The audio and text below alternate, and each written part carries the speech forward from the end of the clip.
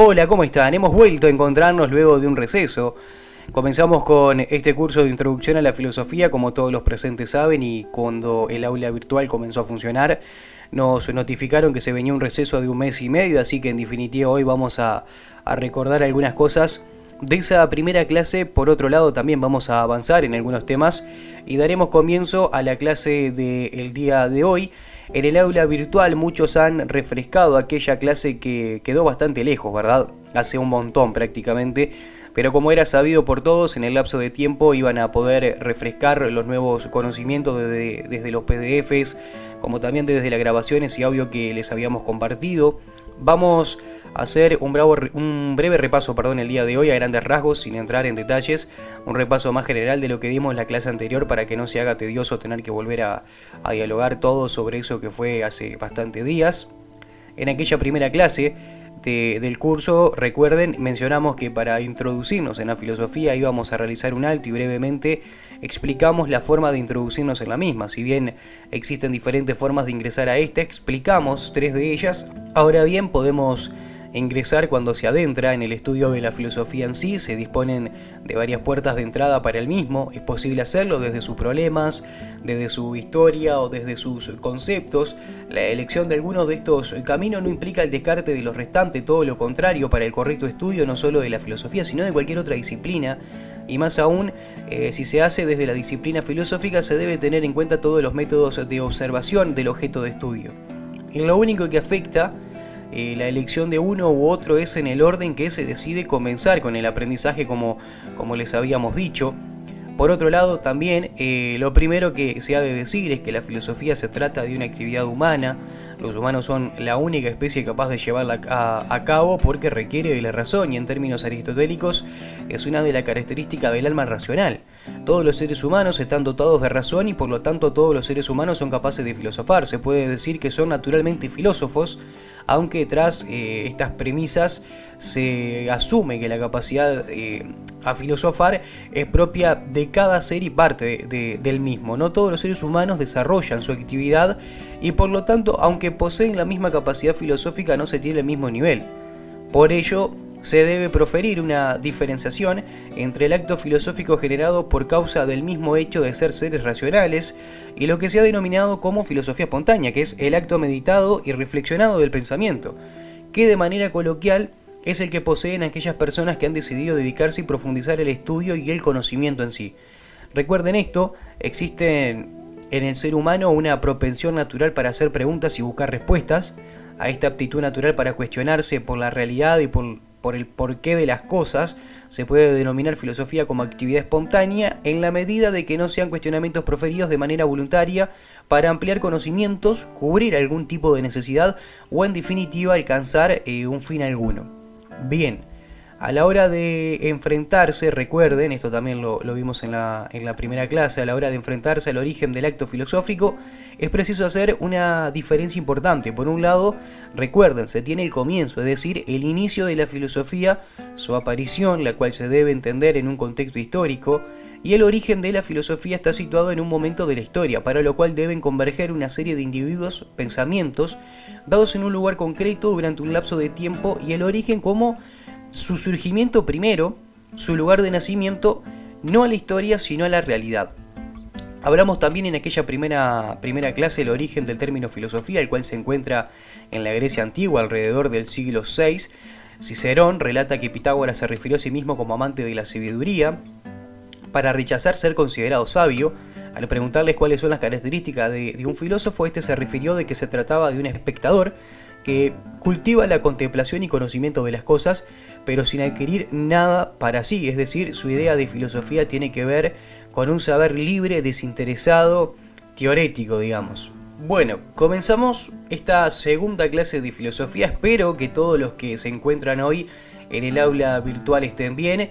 Se sumó gente nueva, por ende vuelvo a saludar. Hoy vamos a continuar con este curso de introducción a la filosofía, donde vamos a hablar sobre la división de esta.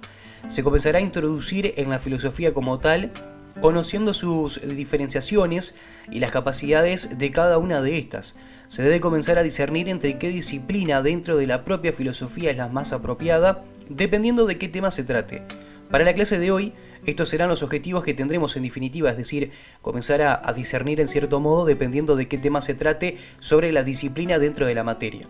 Para comenzar la clase del día de hoy, tal y como se ha venido observando desde el comienzo de este seminario de introducción con el tema 1, en nuestro canal de YouTube pueden ir a ver la primera clase que hicimos donde hablamos de un montón de cosas y quizás para quienes lo necesiten recordar también ya lo ya mencionado, por decirlo de una manera.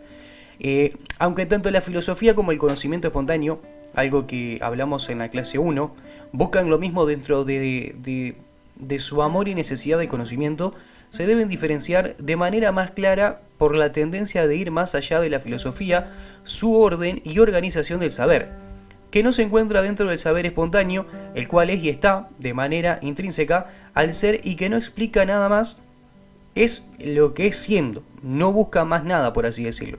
Se debe dentro de la filosofía hacer una división interna dentro de todas sus ramas del saber para garantizar un correcto uso de las mismas, en pos de un correcto conocimiento. Igualmente, a la hora de dividir la filosofía, se ha de reconocer dos maneras de hacerlo. La primera desde su evolución y utilización a lo largo de la historia, y la segunda de una manera sistemática, estudiando cada una de sus ramas y clasificándolas dependiendo de a qué dediquen su objeto de estudio. Como primer punto, vamos a hablar sobre la división histórica y división sistemática. El estudio de la filosofía puede darse de una manera histórica teniendo en cuenta desarrollos filosóficos diversos según las épocas, o sistemáticas, es decir, como un conjunto organizado de conocimientos universales acerca de los diversos sectores de la realidad sobre lo que se aplica metodológicamente la reflexión filosófica. Se puede entonces hablar de división de la filosofía en dos sentidos: un histórico, cuyo criterio de clasificación es cronológico, y otro sistemático, que es lo que se abordará en esta clase en el día de hoy. En la división histórica, para hablarlo a grandes rasgos, se encuentra en primer lugar la filosofía antigua, la cual data desde la aparición de la filosofía en Grecia hasta los primeros siglos del cristianismo. La filosofía medieval, que se marcó su inicio con la patrística del siglo II, y de ahí hasta el siglo XV, la filosofía moderna data desde los comienzos del movimiento renacentista y la reforma protestante hasta los últimos años del siglo XX, hasta la muerte de Hegel en el año 1831, y finalmente la filosofía contemporánea desde la muerte de Hegel hasta nuestros días. El estudio filosófico por medio de su división histórica debe tratarse como un estudio complementario a su división sistemática. Esto significa que por sí sola la filosofía, vista desde un punto histórico, no puede realizar un correcto ejercicio de la acción filosófica en sí, necesita de las diferentes ramas de su división sistemática para poder abordar de manera adecuada cualquier tema. La división sistemática de la filosofía tiene que ver con los distintos aspectos que conforman la realidad, pero más concretamente con el tipo de problemas que se presentan en esos ámbitos y que son abordados por las diferentes disciplinas. Así se tiene que el problema del ser es abordado por la metafísica y la ontología, obviamente de manera específicas, si no, no se haría referencia de ellas como sinónimo. El problema del conocimiento, la gnoseología y la epistemología, también de diferente manera. El problema del ser humano, la antropología filosófica, y la filosofía, se ha dicho, se divide en ramas que comparten un tronco común para formar el árbol llamado filosofía. El nombre de estas ramas y las subramas que contienen ha variado dependiendo de las épocas y los autores. Ahora bien, divisiones más comunes de la filosofía sistemática, como en otros asuntos filosóficos, no existe un criterio único de clasificación para dividir la filosofía sistemáticamente, pero para un estudio ordenado hay clasificaciones más útiles que otras. Si solo se atiende a su objeto de estudio, por ejemplo, las divisiones se multiplican. Como se acaba de afirmar, cualquier aspecto de la realidad puede ser abordado filosóficamente. Se tiene entonces filosofía del ser, de la naturaleza, del hombre, del conocimiento, del lenguaje, de la historia, de la mente. Dado que es propio de la sabiduría ordenar, se necesitan categorías más generales que establezcan un primer orden. Es por ello que desde la antigüedad, algunos filósofos, los pitagóricos, Demócrito y con mayor precisión Aristóteles, propusieron una división de la filosofía más general como filosofía teórica y filosofía práctica. Una de las divisiones clásicas, siguiendo este criterio de división, es la que sigue los tipos de orden que es capaz de establecer nuestra razón. A cada orden le corresponde una disciplina específica. El orden que la razón reconoce en la naturaleza lo estudia, por ejemplo, la metafísica y las ciencias. La razón que ordena sus propios procesos, conceptos y palabras se aborda desde la lógica. El orden de las operaciones de la voluntad lo estudia la filosofía moral. Y finalmente, por ejemplo, el orden de todo aquello producido por el ser humano se estudia en el arte. Así entonces, la filosofía es real, racional, moral y cultural. Este último término no es utilizado por Santo Tomás, pero es el que mejor podría expresar lo que el filósofo entendía por artes, técnicas, ciencias mecánicas o ciencias prácticas, si se quisiere. Ahora bien, otro criterio de clasificación que no tiene tanto que ver con la distinción teoría-práctica es el axiológico. ¿Esto qué es? Tiene que ver con lo que respecta a su valor, que las divide en filosofía primera y filosofía segunda. La filosofía primera es aquella a la que le corresponde la primacía. Sería la que más perfectamente se realiza como filosofía, mientras que las segundas lo hacen imperfectamente. La filosofía segunda no cumple todas las notas de la filosofía primera, y al estar falta de algunas de ellas encarnan deficientemente la esencia de la sabiduría humana. La sabiduría humana, valga la redundancia, es la filosofía primera, la que se entenderá como filosofía por antonomasia, como la llamó Aristóteles, mientras la filosofía segunda lo es por su subordinación a la primera. Ahora vamos a referirnos a algunas disciplinas de la filosofía. Metafísica y ontología, como ya se ha mencionado, se trata de disciplinas muy relacionadas. Algunos autores incluso la utilizan como sinónimos. Esta identificación fue especialmente criticada en el siglo XX.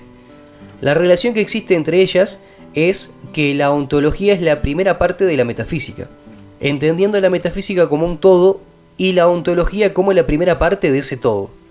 Su diferencia reside en que, mientras que la metafísica estudia el origen y causas absolutas y supremas del todo, la ontología solo lo hace referente al ser y sus particularidades y propiedades. Teología natural. La teología natural, como parte de la metafísica, estudia las causas externas, final y eficiente de todo ente, llegando a concluir que la causa y fundamento de todo ser es Dios.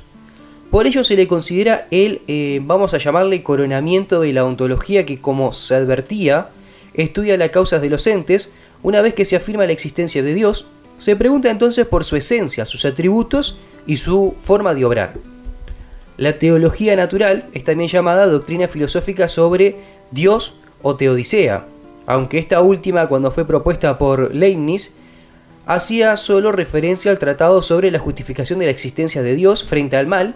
Posteriormente ha pasado a significar toda investigación filosófica sobre Dios.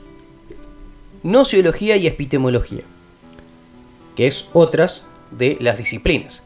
La gnoseología estudia el alcance del propio conocimiento y su relación con el ser, sobre todo con la verdad. Por ello también se puede considerar metafísica de la verdad. Forma parte de la metafísica porque estudia la forma en la que el ser se da en el conocimiento. Como disciplina autorreflexiva, que se pregunta por sus propios límites y alcances, se le ha llamado también criteriología o crítica. También se ha utilizado como sinónimo de epistemología general. Sin embargo, estos términos designan solo algún aspecto de la gnoseología y puede llevar a confusión. Por ello es mejor utilizar únicamente gnoseología o teoría del conocimiento. En la actualidad, la epistemología también estudia el conocimiento, pero no cualquier tipo de conocimiento, sino solo el científico. Ha sido llamada por ello teoría de la ciencia o filosofía de la ciencia. Sin embargo, esta última es más amplia que la epistemología para aquellos que llaman epistemología general a la gnoseología. La teoría de la ciencia es entonces epistemología especial. Filosofía de la naturaleza. La filosofía de la naturaleza estudia el mundo natural o físico, es decir, su objeto de estudio son todos los entes materiales. En la actualidad es más común identificar la filosofía de la naturaleza solo con la cosmología y, como se ha visto antes, abordar la psicología desde la antropología filosófica. Justamente vamos a hablar ahora de la antropología filosófica. La antropología filosófica es el estudio sistemático del hombre por causas últimas y principios esenciales del ser y obrar humanos. Por ello, también se le conoce como filosofía del hombre. El apellido de filosófica ha sido añadido a la antropología para diferenciarla de la antropología física, social y cultural, aunque en el contexto de sus estudios filosóficos es más probable que cuando se hable de antropología sea de la filosófica, a menos que se indique lo contrario o se especifique cualquier otra. Vamos con la ética. La ética es una disciplina práctica que estudia las acciones libres del ser humano respecto a su fin último. Puede ser dividida en ética general, que estudia los principios fundamentales acerca de la moralidad de los actos humanos, el fin último del hombre, la ley moral, la conciencia, el pecado y las virtudes, y en ética especial o aplicada, también conocida como ética social, que estudia detalladamente el contenido de esa ley moral y las virtudes, así como su aplicación en los diversos ámbitos de la vida humana, ya sea familiar, social, profesional, etc. Lógica. Estudia los argumentos, su validez o invalidez, y es tanto una herramienta como una disciplina. Es recomendable estudiarla primero como herramienta, pues es de utilidad tanto para evaluar argumentos como para construir adecuadamente los propios. El conocimiento de la lógica es útil y formativo, favorece el buen sentido y la madurez de la inteligencia, y nuestro pensamiento ha de ser ordenado y preciso, coherente, y este es el objetivo de la lógica. La lógica como disciplina es también estudiada en matemáticas, computación, informática. Para un correcto ejercicio filosófico se necesita abordar una división de la disciplina en tanto la necesidad de comprender y entender mejor su funcionalidad y poder obtener un correcto conocimiento y estudio de aquello que se somete a nuestro discernimiento filosófico. Se puede realizar esta división en dos grupos, históricamente reconociendo las diferentes etapas históricas y agrupando, por su fecha de inicio, las diferentes corrientes filosóficas. Estas divisiones solo pueden estudiarse de manera complementaria al otro grupo, que es el sistemático, el cual divide y agrupa las diferentes disciplinas y subdisciplinas de la filosofía en tanto a aquello a lo que dediquen su objeto de estudio. Dentro de este segundo grupo de la filosofía se debe realizar otra división, entendiendo o agrupando las diferentes disciplinas filosóficas en filosofías primeras y segundas, las que se obtienen en primera instancia y tratan temas de relevancia y conocimiento de esa misma primera observación, y la que dedican su objeto de estudio a aquellas cosas secundarias de la existencia. Dentro de las filosofías primeras se encuentran que aquella filosofía propia es la metafísica, la cual trata el origen y causas absolutas de la existencia. La metafísica, a su vez, se divide en tres subdisciplinas: la ontología, la teoría natural y la teoría del conocimiento, tratando esta última los problemas del conocimiento humano desde una, vamos a llamarle, reconstrucción crítica desde sus conceptos fundamentales y principios. Por otro lado, dentro de las segundas se encuentran el resto de las ramas y disciplinas del saber filosófico.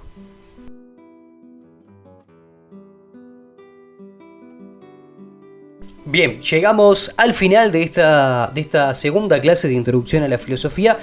Vamos a hacer un alto, nos vamos a volver a encontrar el próximo viernes con la clase número 3, en la cual vamos a hablar acerca de los métodos de la filosofía. Bien, llegamos al final de esta segunda clase de introducción a la filosofía. Vamos a hacer un alto, nos vamos a volver a encontrar el próximo viernes con la clase número 3, en la cual vamos a hablar acerca de los métodos de la filosofía.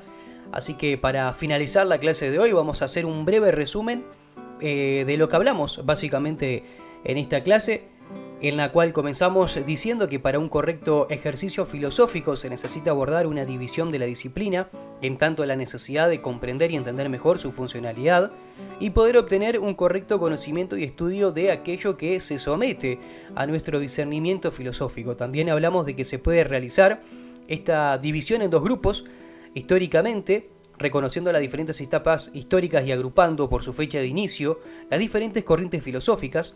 Estas divisiones solo pueden estudiarse de manera complementaria al otro grupo, que es el sistemático, el cual divide y agrupa las diferentes disciplinas y subdisciplinas de la filosofía en tanto a aquello a lo que dediquen su objeto de estudio. Vamos a dar por finalizada la clase número 2 el día de hoy y nos vamos a volver a encontrar el próximo viernes con la clase número 3, en la cual, reitero, vamos a estar hablando acerca de los métodos filosóficos. Así que, gente del aula virtual, aquellos que después van a ir y nos van a ver también nuevamente, o mejor dicho, nos van a escuchar en nuestro canal de YouTube, los esperamos el próximo viernes, así que espero que anden bien todos.